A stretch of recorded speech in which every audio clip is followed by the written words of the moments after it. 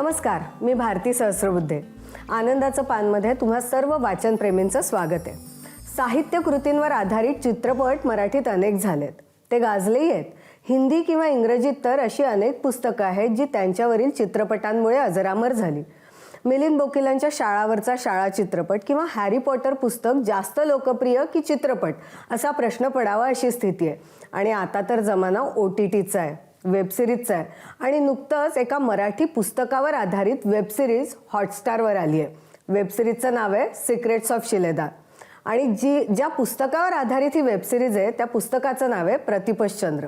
Doctor प्रकाश कोयाडे यांचं हे पहिलं पुस्तक. आणि आज त्यांच्याशीच आपल्याला त्यांच्या लिखाणाबद्दल, या कादंबरीबद्दल गप्पा मारायच्या. प्रकाशजी, स्वागत आहे तुमचं आनंदाचं पानमध्ये. आणि खरं तर खूप अभिनंदन, तुमच्या कादंबरीवर आधारित वेबसिरीज आता सगळा देश म्हणा, देशाच्या बाहेरचे लोकही बघतात आहेत. त्यामुळे आपण सुरुवात करूया प्रतिपश्चंद्रनी. मला कल्पना आहे की प्रतिपश्चंद्र ही कादंबरी आल्यापासूनच खूप लोकांच्या वाचनात आली. त्याला अगदी ज्याला आपण म्हणू रेकॉर्ड ब्रेक अशा पद्धतीचा प्रतिसाद मिळाला. तर सगळ्यात आधी एक लेखक म्हणून मला प्रतिपश्चंद्रबद्दल तुमच्याकडनं जाणून घ्यायला आवडेल. येस मॅडम, नक्कीच.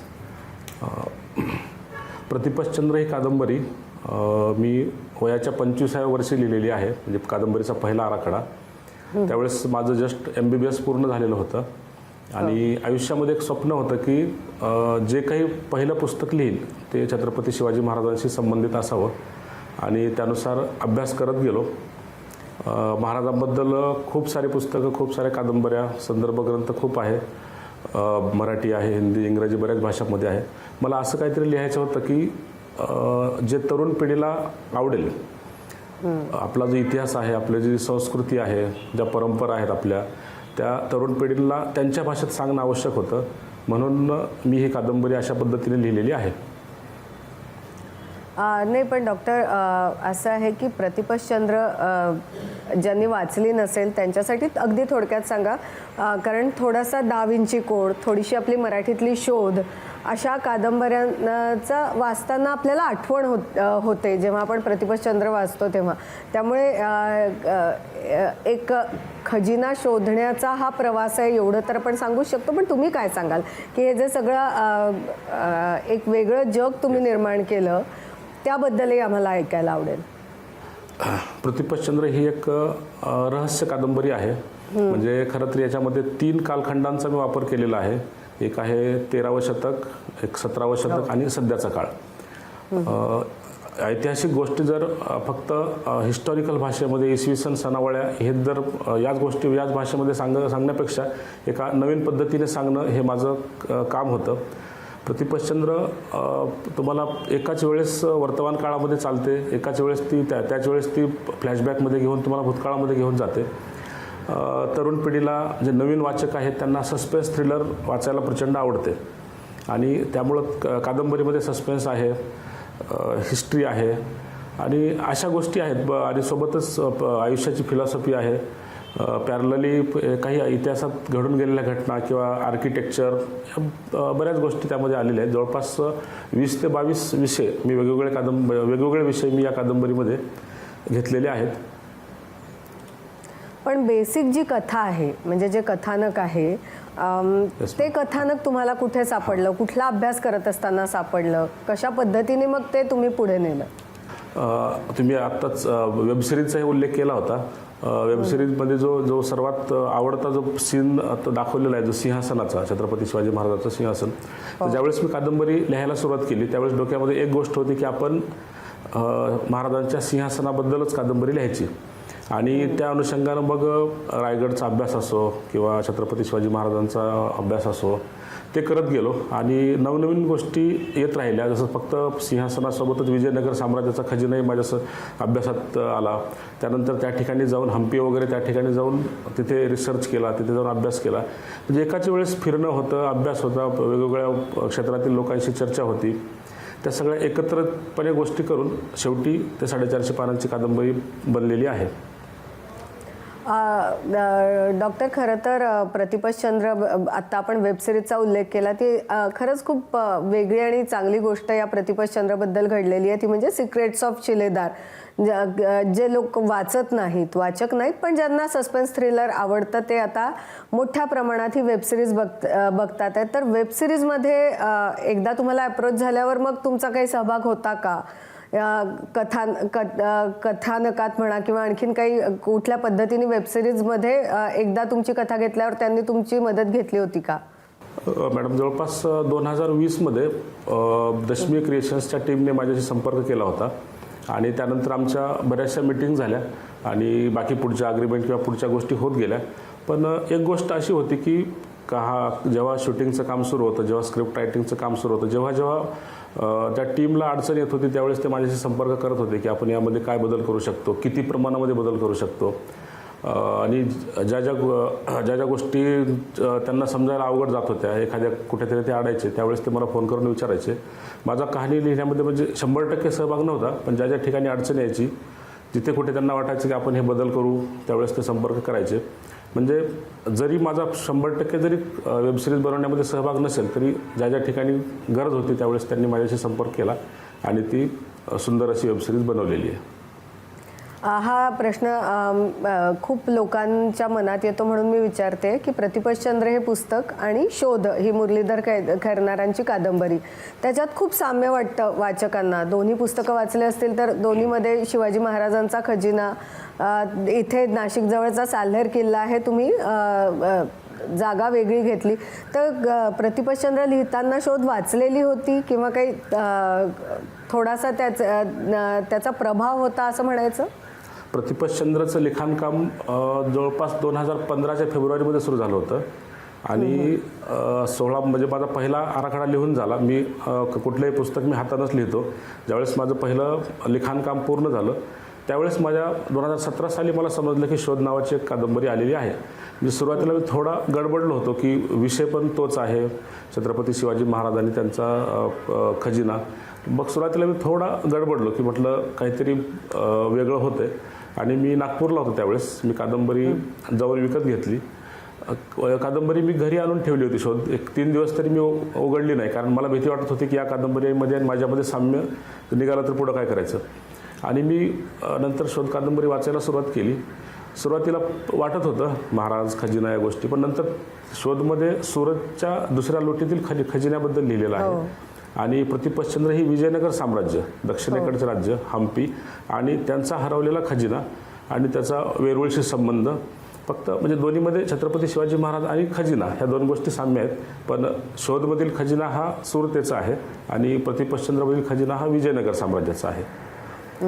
पण त्यांनी पण शोधमध्ये पण अतिशय छान पद्धतीने लिहिलेलं आहे की त्या काळातील खजिना आणि आजच्या काळातील घडत असलेली घटना. नाही, खरंच म्हणजे या दोन्ही कादंबऱ्यांच्या निमित्ताने आपल्याला मराठीत सस्पेन्स थ्रिलर्स वाचायला मिळाले, जे एरवी आपण डा विंची कोड सारख्या पुस्तकांच्या माध्यमातून वाचत असतो.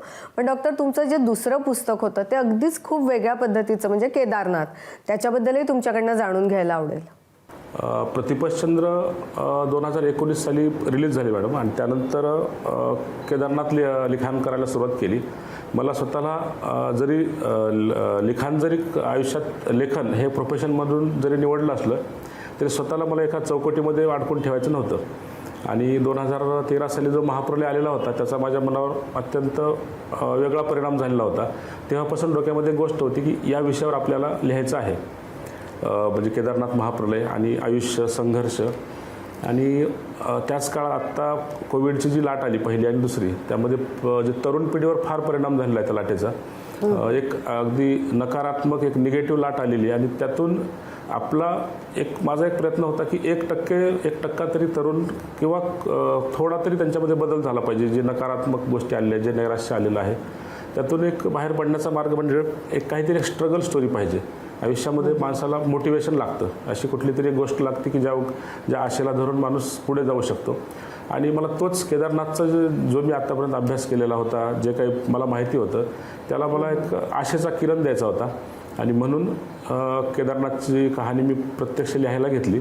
2013चा महाप्रलय एका डॉक्टरची कहाणी आहे आणि माणूस जिवंत राहण्यासाठी कुठल्या थराला जाऊ शकतो शारीरिक आणि मानसिकदृष्ट्या, तो त्या कहाणीचा गाभा आहे. आयुष्यामध्ये कितीही झालं, कितीही मोठ्या अडचण असेल, कितीही मोठं संकट असेल, तर प्रयत्न सोडायचे नाहीत आणि निसर्ग तुम्हाला कुठेतरी आपल्या प्रयत्नामध्ये साथ देत असतो, असा त्या कहाणीचा सारांश आहे. खरं तर आपण तुमच्या दोन्ही कादंबऱ्यांबद्दल आत्तापर्यंत बोललो प्रकाशजी, पण आता पुढे काय, पुढे कुठलं प्रोजेक्ट सुरू आहे? कारण एक मोठे म्हणजे तुमच्या पहिल्याच कादंबरीला एवढं मोठं यश मिळालं आणि त्याची आता अगदी वेबसिरीजसुद्धा तयार झाली आहे. तर आता पुढे काही आहे का, पाईपलाईनमध्ये आहेत का, कशाचं लिखाण सुरू आहे का, आम्हाला जाणून घ्यायला आवडेल. कसं एकाच वेळेस 2-3 पातळ्यावर लढाई सुरू आहे. म्हणजे एकतर मी YCM हॉस्पिटलला मेडिकल ऑफिसरचा जॉब करतोय, चीफ मेडिकल ऑफिसरचा. ते करत करत असताना लिखाण करणं थोडं कठीण जातं. प्रतिपतचंद्र लिहिली, त्याच्यावर आता वेबसिरीज आली. केदारनाथ प्रतिपतचंद्र जवळपास 40,000पेक्षा जास्त कॉपी गेलेल्या आहेत. केदारनाथ 10,000चा टप्पा ओलांडेल पुढच्या महिन्यामध्ये.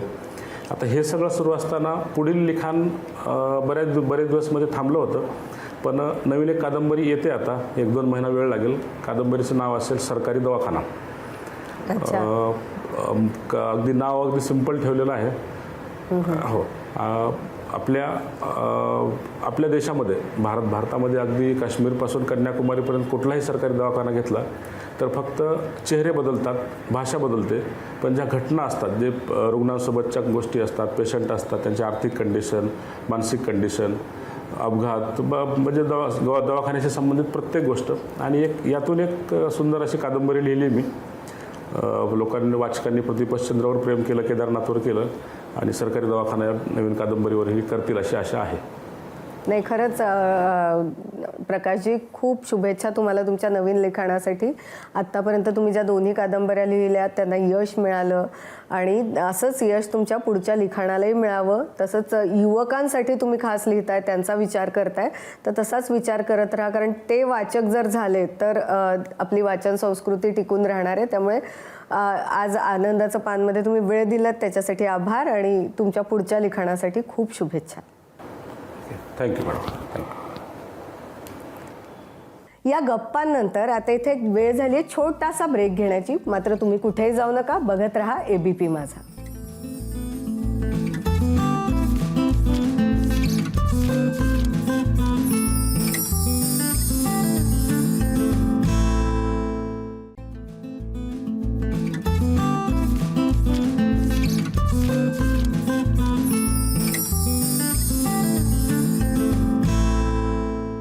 ब्रेकनंतर पुन्हा एकदा तुमचं आनंदाचं पानमध्ये स्वागत आहे.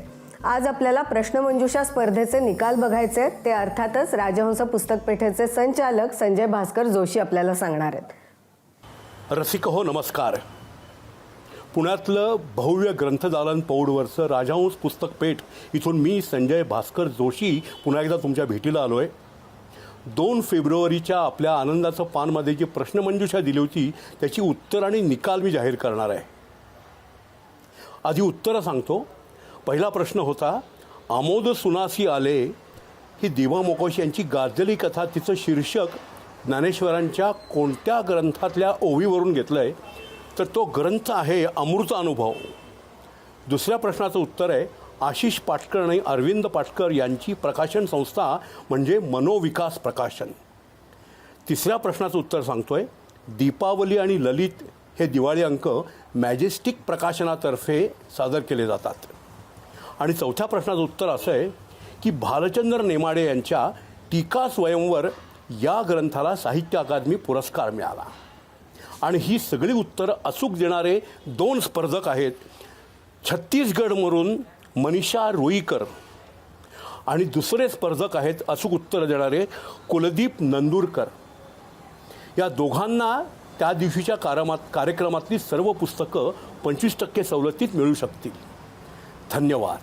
तर या प्रश्नमंजुषेच्या निकालानंतर आपल्याला आजचे वाचकप्रिय पुस्तकं कोणती हे सुद्धा जाणून घ्यायचं आहे आणि त्याबद्दल सांगतायत बुकगंगाच्या संचालिका सुप्रिया लिमये.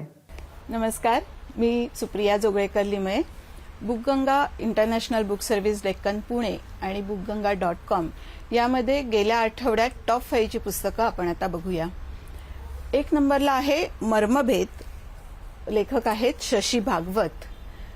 पुलंची प्रस्तावना या पुस्तकाला लाभलेली आहे आणि पानोपानी उत्कंठा वाढवणारी ही कादंबरी बऱ्याच वर्षानंतर रिपब्लिश झालेली आहे आणि गेल्या आठवड्यामध्ये वाचकांच्या प्रथम पसंतीस उतरलेली आहे. यानंतर 2 नंबरला आहे अनुवादित पुस्तक हे राम. लेखक आहेत प्रखर श्रीवास्तव आणि याचा अनुवाद केलेला आहे डॉक्टर सच्चिदानंद शेवडे. भारताच्या आधुनिक इतिहासाबद्दल लोकांच्या मनात उत्सुकता उत्कंठा वाढत चाललेली आहे आणि कोणत्याही वैचारिक पूर्वग्रहाशिवाय ही गरज हे पुस्तक पूर्ण करत आहे. प्रत्येक भारतीय नागरिकाने वाचावे असे हे पुस्तक आहे. यानंतर 3 नंबरला आहे डीप स्टेट. लेखक आहेत मंदार जोगळेकर. इंग्लिश पुस्तक आहे हे. डीप स्टेट या महत्वाच्या सामाजिक संकल्पनेविषयी आणि सध्या चर्चेत असलेल्या या पुस्तकाचं डीप स्टेटचं ओळख या पुस्तकामधून आपल्याला होत आहे. प्रत्येक जागरूक नागरिकानं वाचावं असं हे पुस्तक आहे. यानंतर 4 नंबरला आहे आपलं पोट आपल्या हातात. पचन संस्थेच्या आजारासंबंधी जागरूकता निर्माण व्हावी यासाठी हे पुस्तक लिहिलं गेलेलं आहे. पोटाच्या वेगवेगळ्या आजारांबद्दल साध्या व सोप्या भाषेमध्ये शास्त्रोक्त माहिती या पुस्तकामध्ये आपल्याला वाचायला मिळत आहे. यानंतर 5व्या नंबरला आहे स्मरणशास्त्र, पासवर्ड स्मरणशक्तीचा. लेखक आहेत डॉक्टर समीर पठाण. स्मरणशक्ती म्हणजे नक्की काय, स्मरणशक्तीचं गुपित, उजव्या मेंदूचं कार्य आणि स्मरणशक्तीमुळे आपण यशस्वी कसे होऊ शकतो, याबरोबरच मन आणि मेंदू याचं कार्य कसं चांगलं चालू शकेल याविषयी या पुस्तकावरती फोकस आहे. हे पुस्तक उलट्या बाजूने लिहिलं गेलेलं आहे, म्हणजेच उजव्या बाजूने डावीकडे असं हे पुस्तक लिहिलं गेलेलं आहे. तर रसिक हो, या आठवड्यातली आपण टॉप 5 पुस्तकं बघितलेली आहेत. ही पुस्तकं आणि याबरोबरच अनेक पुस्तकं bookganga.com या वेबसाईटवरून घरबसल्या आपण मागवू शकता, वाचू शकता. वाचा, वाचत राहा. धन्यवाद. तर ही होती या आठवड्याची वाचकांना आवडलेली पुस्तकं. मराठी लेखकांचं लिखाण, त्यांची नवीन पुस्तकं तुमच्यापर्यंत पोहोचवण्याचा आमचा प्रयत्न आहेच. पण जगभरातल्या साहित्यात काय लिहिलं जातंय तेही अनुवादांच्या मार्फत आपल्यापर्यंत पोहोचतच असतं. अशी पुस्तकंही आम्हाला तुमच्यापर्यंत पोहोचवायची आहेत. तशा पुस्तकांच्या शोधात आम्ही आहोतच, पण तुम्हाला सुद्धा जर अशी नवी पुस्तकं माहिती असतील तर आम्हाला कळवा. त्यासाठी आमचा ईमेल ID आहे anandachapan@gmail.com. पुन्हा पुढच्या आठवड्यात भेटूच. तोवर वाचत रहा. धन्यवाद.